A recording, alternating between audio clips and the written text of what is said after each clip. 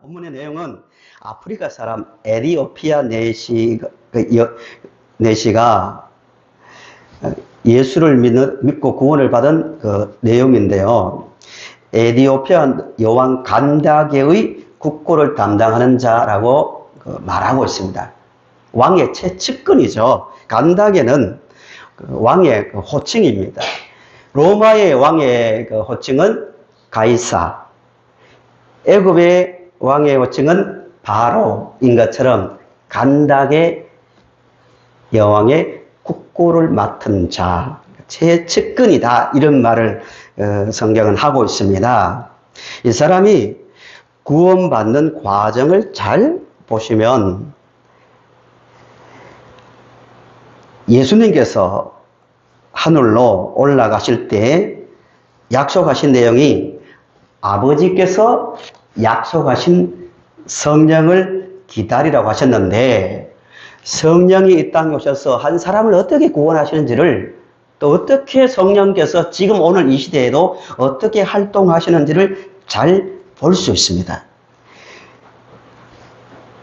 에디오피아 내시가 어떻게 구원을 받았는가? 첫 번째로 그는 빌립을 만남으로 구원을 받는데, 그 만남을 주도하시는 분이 누구입니까? 성령입니다. 그걸 강조하고 있습니다. 사도행전을 다른 말로 무슨 행전이라고 했다고요? 성령행전입니다.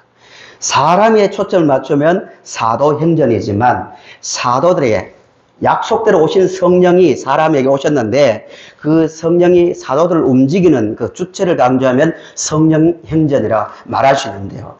에디오피아 내시가 구원을 받는 그 출발점은 성령께서 빌립을 통하여 찾아오심으로 그가 구원을 받았다는 겁니다. 8장의 내용은 이런 내용이죠.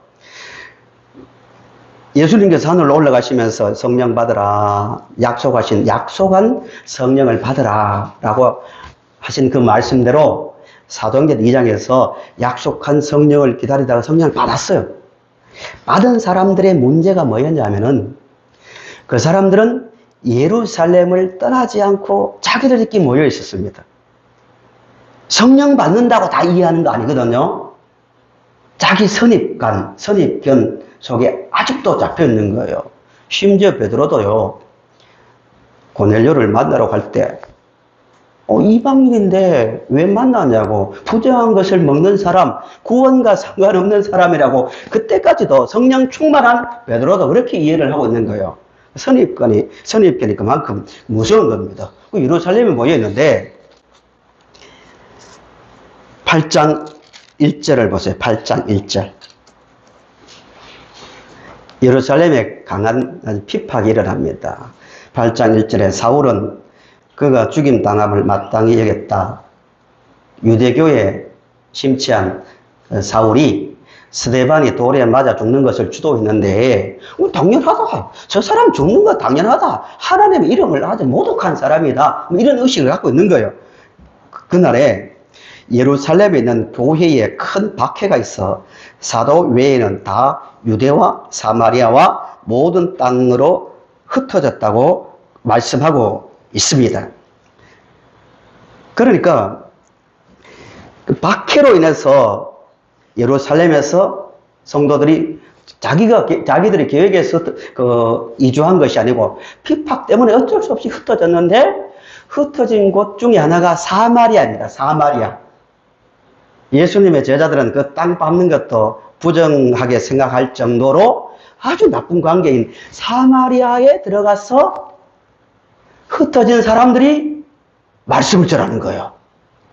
아마 그들이 호의적으로 반응했기 때문에 전해줄 수도 있고, 또 어떤 깨달음을 통해서 사마리아 사람들에게 복음을 증거하는데, 사마리아 사람들도 예수를 믿는 거예요. 이 충격적인 이야기입니다. 사마리아 사람들이 예수를 믿는 거예요. 그 복음을 전하는 사람 중에 한 사람이 빌립이에요. 빌립이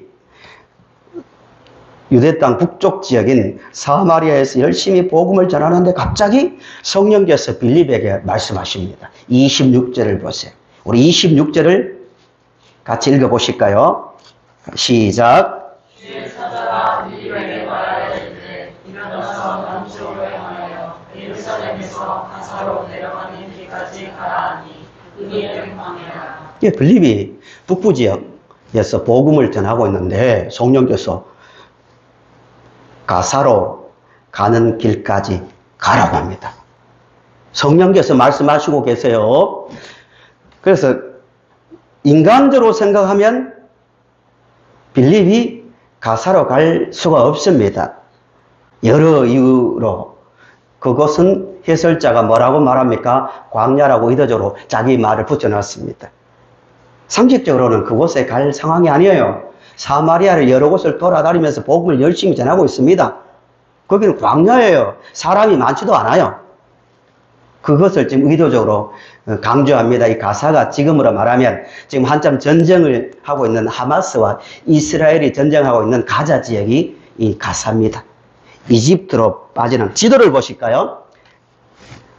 지도를 한번 보세요. 사마리아가 북쪽에 있죠. 빌립은 북쪽에서 복음을 전하고 있어요. 중간 지역에 내려오면 예루살렘이 있습니다. 예루살렘에서 서남쪽으로 내려가시면 끝에 가사가 나오죠. 이집트로 빠지는 해변길이에요. 아프리카로 가기 위해서는 이 지역을 통과해야 됩니다. 가사로 가는 길까지 가라. 예루살렘에서 가사까지는 95km입니다. 95km. 95km를 걸으려면 며칠 걸리겠어요? 굉장히 먼 거리입니다. 가래요. 그래서 가서보니 27절에 가서보니 또 29절에도 가까이 가서 이렇게 나옵니다. 성령께서 빌립을 주도적으로 인도하고 있다는 것을 강조하고 있습니다. 빌립과 에티오피아의 만남의 주도자는 누구입니까? 성령입니다. 우연히 만난 것이 아님을 굉장히 강조하고 있습니다. 인간적으로 생각하면 빌립과 에티오피아가 4시간 만날 확률은 거의 제로에 가깝습니다. 근데 성령께서 에티오피아 4시가 어디에 있는지도 알고 빌립이 어디에 있는지도 아시는 성령께서 빌립에 가라. 거기 가면 가사에 가면 누가 있다라고 말씀을 하고 계십니다. 에티오피아 4시가 구원을 받은 것은 성령 하나님께서 빌립을 통하여 찾아오심으로 시작된 겁니다. 우리의 구원도 마찬가지예요. 우리가 교회로 나오고 말씀을 들은 것은 인간적 눈으로 볼 때는 우연일 수 있겠죠. 어떻게, 내 부모님이 예수를 믿었기 때문에, 아니면 친구 때문에, 아니면 세상 살다가 너무 괴로워서 의지할 대상을 찾다가 올 수도 있고 다양합니다. 그러나 성경의 관점을 가지고 볼 때 그 사람이 물론 예수를 믿는다면 성령께서 찾아오셨기 때문에 그가 구원을 경험한 겁니다. 믿으십니까? 이 성도의 자존감이고 은혜 의식을 갖는 그 출발점입니다. 사도행전 주제가 이겁니다.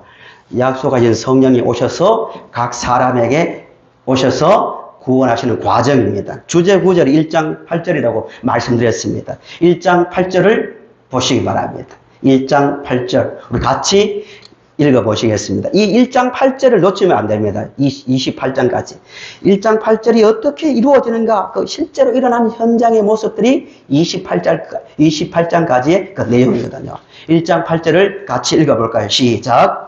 오직 성령이 너희에게 임하시면 너희가 권능을 받고 예루살렘과 온 유대와 사마리아와 땅끝까지 이르러 내 증인이 되리라 하시니라. 성령 임하면 예루살렘의 성도들 성령을 받아서 예수를 믿었죠. 예루살렘에서 성령이 흩으심으로 어디로 복음이 확산되었습니까? 사마리아로. 사마리아에서 지금 어디로 확산되고 있습니까? 아프리카로. 그 과정이 이렇다. 그 약속이 그렇게 이루어지고 있다라고 지금 말씀하고 있는 겁니다. 한치의 오차도 없이 그 말씀대로 되고 있고, 여러 번 말씀드렸지만 사도행전은 결론이 없다고 말씀드렸죠. 결론 없이 딱 끝납니다. 왜? 그 성령은 계속해서 활동하고 지금 우리와 함께 하시기 때문에 결론 없이 끝나고 있습니다. 그 과정 속에 아프리카로 복음이 전해지는 과정 속에 빌립과 에티오피아 4시의 이야기가 있습니다. 하나님께서 약속하신 그 약속은요, 한치의 오차도 없이 이루십니다. 지난 바로 전 주일날 말씀드린 대로요, 하나님께서 구원을 이루기 위해서 아브라함을 불렀죠. 아브라함이 약속하신 내용은 해석하면, 쉽게 해석하면 이런 이야기입니다. 예수 그리스도를 보낸다. 그 터전 구원의 배경을 만들기 위해서 가나안 땅을 주겠다. 이 두 가지 약속이거든요. 근데 그 일이 이루어지는 것을 보면 정말 놀랍지 않습니까? 말씀드린 대로 아브라함이 약속하신 다음에 요셉을 이집트로 보냈잖아요. 고덩이에 빠지게 했죠. 그 시간에 확률적으로 그 문화를 알면요, 우물을 파서 물이 마른다는 것은 그 지역으로 사람들이 통과할 일이 별로 없습니다. 사막을 통과하는데 물이 있어야 살 것 아니에요. 계산하고 가는데 물이 없는 곳으로 미디안 상인이 그 시간에 빠진 그 시간에 요셉을 만났고, 요셉이 건집을 받았고, 그 마른 장소 중에 팔려간 곳이 바로의 측근의 집에 팔려갑니다. 거기에서 요셉이 팔려갈 때 힉소스 정권, 마침 같은 셈족 정권입니다. 그래서 노예 출신이지만 총리까지 오를 수 있었던 거예요. 하나님의 시간입니다. 그것만 했습니까? 요셉이 죽은 다음에 또 역사를 바꾸십니다. 요셉이 알지 못하는 원주민 정권이 세워지니까, 고통을 당하니까 출애굽에 대한 마음이 이제 생기기 시작하는 거예요. 모세를 준비합니다. 태어난 아이들은, 남자아이들은 다 죽여야 했습니다. 당연하죠. 원주민들이 보기에는 이주민들이 많아지면, 숫자가 많아지면 이역을 당하니까요. 그래서 모세를 바구니에, 엽청을 바르고 바구니에 담아서 나일강 갈대숲 사이에 뒀는데, 그 많은 사람 중에 바로의 딸이 발견하고, 꾸며내도 이렇게 꾸며내기 힘듭니다. 영화로 만들어도요, 너무 심하다 할 정도입니다. 그 많은 사람 중에 바로의 공주가 왔고, 공주의 마음을 바꾸어서 불쌍히 여기는 마음을 줬고요, 왕궁에서 말도 안 되는 이야기죠. 어머니를 데려올까요? 아니, 아이 어머니를 데려올까요? 해서 어머니가 키웁니다. 그래서 애굽에서 빠져나갑니다. 아브라함에게 약속하신 그 약속이 완벽하게 한치의 오차도 없이 이루어집니다. 우리는 답을 다 알고 있으니까, 성경을 통해서 하나님께서 이루신 일을 다 보니까 그 눈에 보입니다. 아, 하나님의 섭리, 하나님의 계획, 하나님의 약속은 정말 현장에서 한치의 오차도 없이 완벽하게 이루어지고 있구나를 보고 우리는 은혜를 받습니다. 근데 문제는 그 당시에 사람들은, 아, 맞아, 하나님의 뜻이 있어서 내가 고덩이에 빠졌고, 하나님 뜻이 있어서 이 집에 종으로 팔려왔고, 뜻이 있어서 감옥에 갇히고, 이렇게 요셉도 느끼지 못하고요. 창세기를 공부하시면, 또 깊이 공부하시면 아시겠지만, 요셉 이야기가 굉장히 길게 나오지만 의도적으로 하나님이 나타나셨다 한마디도 하지 않습니다. 의도가 있는 거예요. 왜? 요셉도 하나님께서 왜 이렇게 하시는지를 몰랐다. 아브라함에게 약속하신 그 약속을 이루고 계시는지를 알지 못했다. 그 이야기를 하는 거예요. 평생 과정에서. 나중에 느꼈지만. 우리는 다 알고 있어요. 마찬가지 똑같습니다. 우리는 설교 시간마다 성도 여러분, 성령께서 우리와 함께 하십니다. 성령은 우리의 모든 것을 알고 계십니다. 약속하신 대로, 사도행전에 약속하신 대로 교회를 떠나지 않고 우리의 모든 것을 아시고 지키시고 먹이시고 입히시고 다 인도하십니다라고 수없이 듣지만, 모세나 요셉 시대의 사람들처럼 우리도 이렇게 느낀단 말입니다. 정말 말씀은 좋지만, 약속은 좋지만, 성령께서 정말 오신다 하셨고, 우리를 떠나지 않고 지킨다 하셨고, 우리의 필요를 채우신다고 하셨는데, 구약의 백성들처럼 우리도 현장 속에 있는 우리도 그래, 맞아, 한치 오차도 없이 나를 이끌고 계시라고 느끼기는 쉽지 않습니다. 냉정하게 말하면요. 아, 하나님, 내가 어려운데 이렇게 재워주셨다. 위기에서 벗어나게 하셨다. 먹이셨다. 어떻게 입히셨다. 쉽지 않습니다. 일어난 역사에, 크게 보면 역사에서 일어난 일들을 보고요. 그러나 우리도 똑같습니다. 우리가 나중에 천국에 올라가면은 우리가 살아온 평생의 삶이, 일생의 삶이 다 기록되어 있다면 그 책을 보고 내 자신을 보고 일생을 보고 이렇게 말할 겁니다. 틀림없습니다. 내 평생의 기록이 있는 책을 본다면 한 장 한 장 펼치면서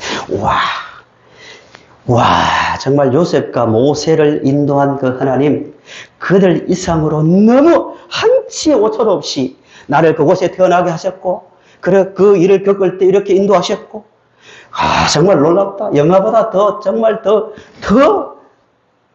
꿈에 대한 이야기처럼 완벽하게 나를 인도하셔서 천국이라는 가나안까지 오게 하셨네라고 100% 말하게 될 겁니다. 일생을 다 보고 나서 말입니다. 이게 인간이거든요. 전체를 다 인간은 하나님의 지혜와 인간의 지혜는 차이가 나기 때문에 인간의 눈은 한계가 있기 때문에 아무리 들어도 함께 하십니다. 약속을 지키십니다. 아무리 설명해도 다 이해하지 못하는 것이 인간입니다. 그러나 다 일어난 결과, 인생을 다 살고 나서 뒤돌아보면 모든 것이 하나님의 치밀한 계획이고 인도였다는 것을 깨닫게 될 때가 온다는 겁니다. 말씀을 다시 들어왔어요. 성령께서 약속하신 것을, 주께서 약속하신 것을 기다리라, 성령 받으라 하고 난 다음에 성령께서 교회를 떠나지 않고 사도행전을 보건대 떠나지 않고 늘 함께 하신다는 것, 한치의 오차도 없이 우리를 인도하고 계신다는 것은 사실입니다. 믿으시기 바랍니다. 꾸미는 이야기가 아니라는 겁니다. 그 약속대로 성령께서 빌립을 통하여 또 에디오피아 내시를 만났고 구원하셨습니다. 예루살렘과 사마리아로, 유대에서 사마리아로, 땅끝인 극동의 우리까지 이를 오셨고, 주님 다시 오실 때까지 그 일을 계속 하실 겁니다. 그 믿음 안에서 우리는 당당하게 확신을 가지고 이 땅을 살 수 있어야 됩니다. 두 번째 문제는 약속대로, 약속의 한 과정 속에서 이 사건이 일어났는데 만나서 어떻게 그를 구원하셨는가의 문제입니다. 27절, 28절을 보겠습니다. 일어나 가서 보니, 성경 읽으실 때 단어 하나하나를 잘 보셔야 됩니다. 그냥 가서 보니 하는 게 자연스럽지 않습니까? 근데 일어나 이 말은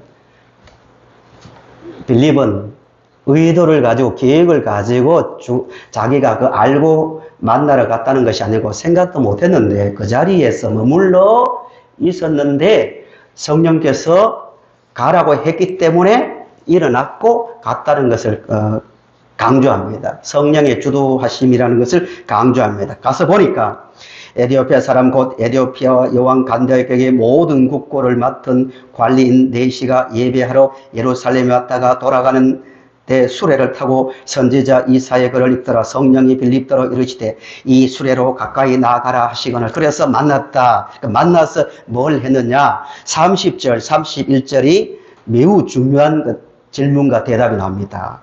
우리에게도 이런 질문과 대답이 나와야 돼요. 31절 같이 읽어보실까요? 시작.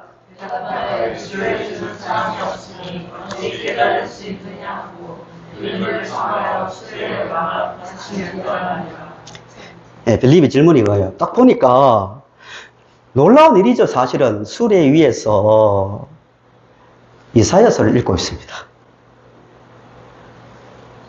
예루살렘에서 에디오피아, 지금 이집트 밑에 있는 나라잖아요. 거리를 계산해 보면 약 1600km예요. 1600km. 마차로 몇 달을 가야 될 거리예요. 피곤하잖아요.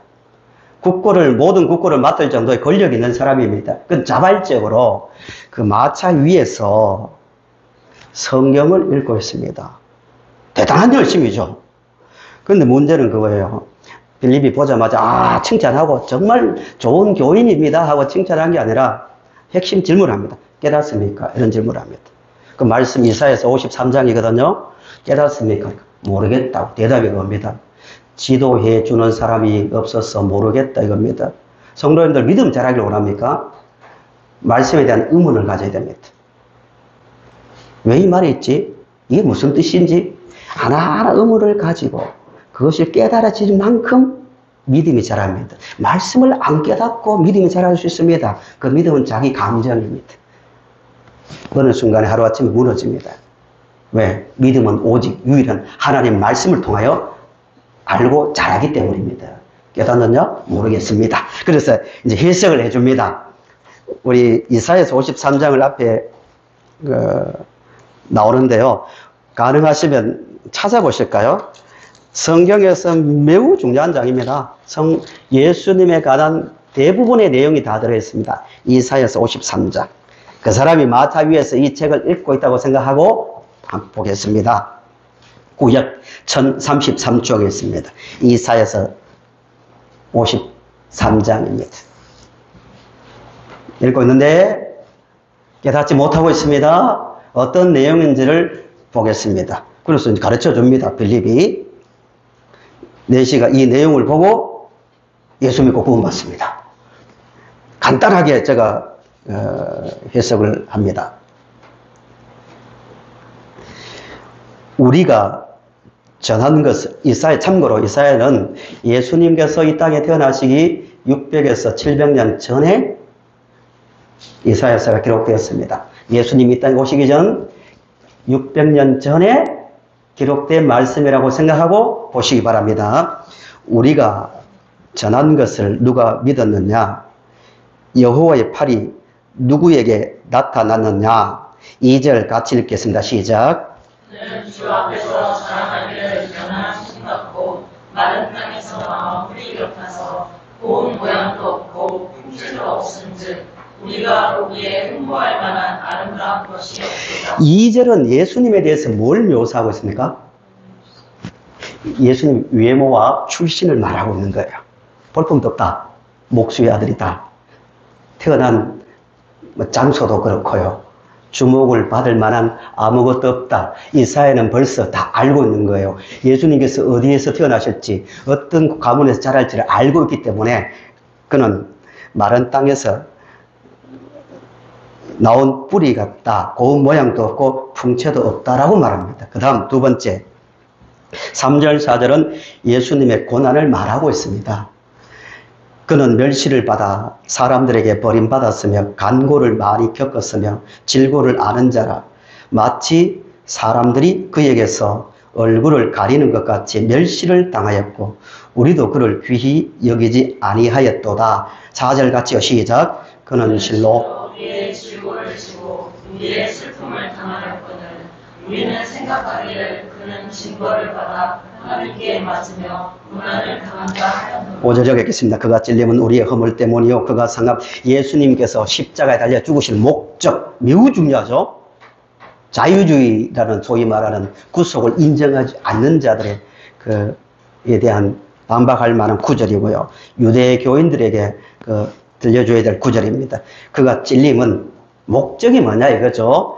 우리의 허물 때문이요. 그가 상함은 우리의 죄악 때문이라. 그가 징계를 받음으로 우리는 평화를 누리고 그가 채찍에 맞음으로 우리는 나음을 받았도다. 맞죠? 우리 죄 때문에 우리의 구원을 위해서 돌아가셨다. 십자가에 달려 죽으신 목적을 말하고 있습니다. 그 다음에 계속 6절부터 끝까지는요. 예수님께서 고난 십자가에 달릴 때 그 태도를 말해주고 있고요. 심지어 어느 무덤에 묻힐지를 다 말해주고 있습니다. 뒤에 나오는 내용들입니다. 예수님께서 자라는 과정, 고난받는 그 목적, 죽으심, 또 매장되심을 다 상세하게 말하고 있습니다. 이 내용을 다 듣고 난 다음에 이 사람이 이렇게 된 거죠. 예수님이 우리의 구원자이구나를 깨닫게 됩니다. 구원은 간단합니다. 구원은요, 이 내용을, 말씀을 받아들이는 거예요. 성령께서 오시는 목적이에요. 한국교회가 정말 잘못된 거 하나 중에요. 하나가 뭐냐면 성령 충만에 대한 얼마나 큰 오해를 하고 있는지 몰라요. 성령이 오시는 목적은 인간의 이성으로는요, 인간의 지식으로는 하나님을 알 수 없기 때문에 오셔서 그 말씀을 깨닫게 하기 위해서 오신 겁니다. 나머지는 나머지 현상은 말씀에 관심을 가지고 하나님을 바라보러 오는 하나의 경험이자 도구일 뿐입니다. 예를 들어 볼까요? 예루살렘의 사람들이 어떻게 구원을 받았습니까? 2장, 사도행전 2장으로 들어가 있습니다. 오늘 말씀 조금 길어지지만 좀 상세하게 보겠습니다. 사도행전 2장으로 다시 한번 돌아보세요. 예루살렘, 유대, 사마리아와 땅끝 하는데 그 사람들이 어떻게 구원을 받는가, 성령이 오시는 목적이 뭔가를 보려고 합니다. 2장 40절, 41절을 보세요. 성령이 오셨습니다. 어떻게 됩니까? 40절, 41절. 또 여러 말로 확증하며 번하여 이르되 너희가 이 패역한 세대에서 구원을 받으라 하니 41절 뭐라고 말합니까? 그 말을 받은 사람들. 간단합니다. 예, 간단해요. 구원의 그 말씀을 받은 사람들이 구원받은 거예요. 8장 14절 본문으로 다시 올라와 보세요. 8장 14절 보세요. 그럼 사마리아로, 예루살렘에서 유대와 사마리아로 옮겨지는데 어떻게 되는가? 8장 14절. 예루살렘에 있는 사도들이 사마리아도 뭐라고 말합니까? 하나님의 말씀을 받았다. 이게 끝이에요. 그 내용을 받아보세요. 사람이 안 바뀌게 되는가? 바뀌게 되죠. 본문도 마찬가지죠. 이 사람이 이 말씀을 받으니까 예수를 알게 되고 믿어 구원을 받은 겁니다. 본문 35절을 보세요. 35절. 본문 35절. 빌립 입을 열어. 이 단어가 너무너무 중요합니다. 교회가 있는 가장 큰 목적. 교회가 해야 할 70%의 역할이 여기 있습니다. 35절에 빌립이 입을 열어. 이 글에서 뭐라고 말합니까? 이 줄 쳐놓으십시오. 시작하여 예수를 가르쳤다. 이 말은 이사야서 53장만 말한 게 아니고 그 뜻입니다. 아마 성경에 나와 있지 않지만 이게 무슨 뜻입니까? 이건 이 뜻입니다. 이게 무슨 뜻입니까?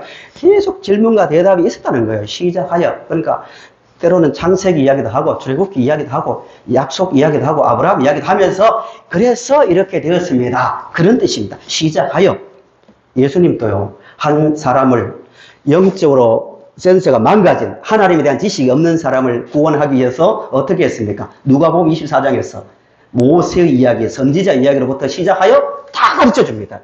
이게 바른 믿음입니다. 잘못하면 지금 4시가 구원받는데 말씀을 받았다는 내용을 지금 말하고 있는데요. 잘못하면 신앙생활 이렇게 되기 쉽습니다. 말씀에 대한 관심을 갖고 있는데 내가 원하고 내가 듣고 싶은 말만 들으려는 유혹이 있습니다. 목사도 마찬가지입니다. 말씀을 전하는데요. 성도들이 무슨 말씀을 하면 반응이 오더라. 뭔가 호응이 오더라. 무슨 말씀을 하면 내 말을 잘 들을까? 이 유혹을 받기 쉽습니다. 그래서 하나님의 말씀 자체를 전하는 것이 아니고 사람이 듣기를 원하는 말씀만 골라서 전하는 유혹에 빠지기 쉽습니다. 그건 그건 하나님 말씀이 아닙니다. 분명히 성경을 들고 있지만 그건 사람 말을 전하는 겁니다. 우리도 정신 차려야 됩니다. 하나님, 내가 정말 하나님 말씀을 듣고 있는가? 그러려면 시작하여 모든 말씀을 다 들어야 됩니다. 디모데후서 4장에서 뭐라고 말했습니까? 말세가 되면 귀가 가렵다. 아주 문학적인 표현이죠. 귀가 가려워서 어떤 스승을 많이 둔다고요? 사역을 쫓을 스승을 많이 둔대요. 경고하는 겁니다. 바울이 목회자 디모데에게 말세가 되면 분명히 열정을 가지고 있는데 자기의 어떤 소원과 욕망을 채우기 위한 그 말을 잘해주는 사역을 쫓을 스승을 많이 둔답니다. 조심해야 됩니다.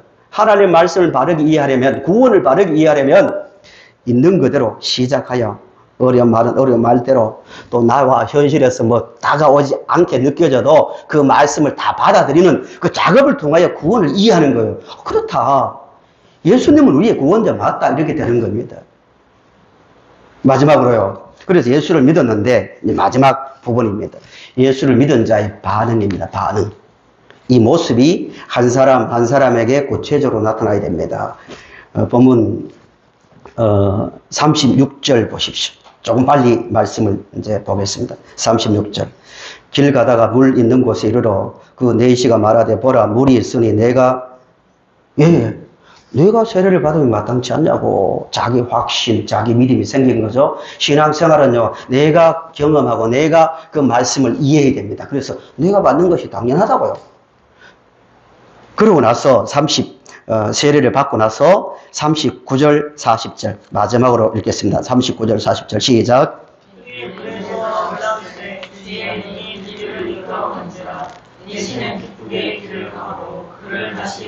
여기까지야.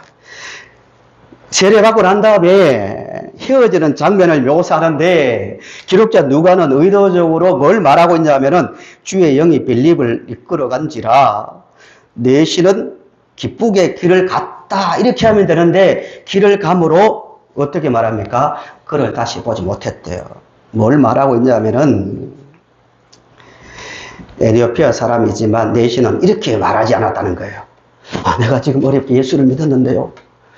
생각해 보니까요, 우리나라에 가면은요, 교회도 없고, 조직도 없고, 같이 힘을 얻고 신앙생활 할 사람 없는데, 어떡하지? 이런 말을 하지 않았다는 거예요.